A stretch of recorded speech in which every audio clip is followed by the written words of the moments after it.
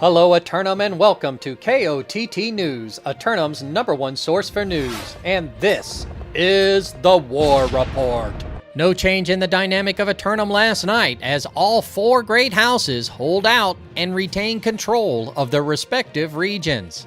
KOTT News crews were hard at work tracking down volunteers for comment, starting first in Cutlass Keys. Congratulations on your victory out there. Here in Cutlass Keys, holding off the fan club yet again. How do you feel it went out there tonight? Yeah, man, it went really well, man. Like, we were definitely trying to hold the outside points as long as we can, and I mean, we did our job. We defended, we won. And well, that's how it works in this game. Was there anybody out there who really outperformed themselves tonight? Yeah, I mean, everybody in, everyone who showed up, everyone in our company, we try to do as much in-house as we can. We have 41 players. We're working towards that 50. But everyone played really well. I mean, if we had I want to shout out like Warlogger, Caliban, Saverin, everybody here did a really good job. I also want to shout out to Bis Bruiser. If he was here, he probably would have won P50 though. But yeah.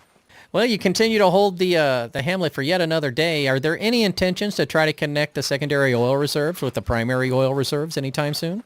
We're looking into maybe push some other zones, but it's a little bit confidential right now, and I gotta keep that OPSEC to ourselves. Moving quickly to Restless Shore, we were able to get a few words from a Soju Gang member trying hard to avoid a fine. Do you mind giving me a few words about tonight's outcome? Yeah, no problem. Oh, it was great. It was light work. It was light work? Were you able to hold the fort indefinitely outside? Yeah, the team did good.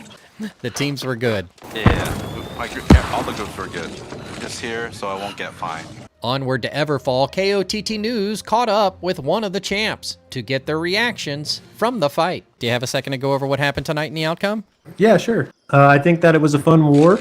I think that Tropic showed up with all their forces, and I just really love my squad, man. We went out there and we did our thing and pressed them back to fort, and there's not really much else I can complain about. It was a fun time. Like, were you able to keep them outside of the gates? Yeah, I think we gave up 1 point, and then we held the other 2. It turned into a fort camp pretty quick. They kind of fought out a little bit once they capped a point, but we kind of held them just to that 1 point.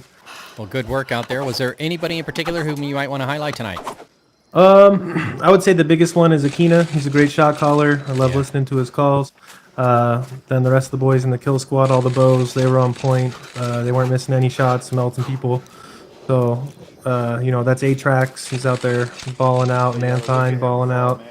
And then Lou does a great job leading my group. So, any intentions for the hamlet? Are you still going to continue holding it as long as you can? Yeah, we got a big war coming up against Thrush damage, so we'll see how that goes. Turning to the weather, and after a night like that, it's nice to have a morning like this as the sun shines on yet again. In fact, it's so pleasant today that there's only a 10% chance of corruption invasion coming down from the northern mountains. No submissions for simulated fantasy combat resolution tonight, but we'll have any late-breaking outcomes and reactions from the citizens tonight at 11. Until then, this has been War Correspondent JChalant, KOTT News.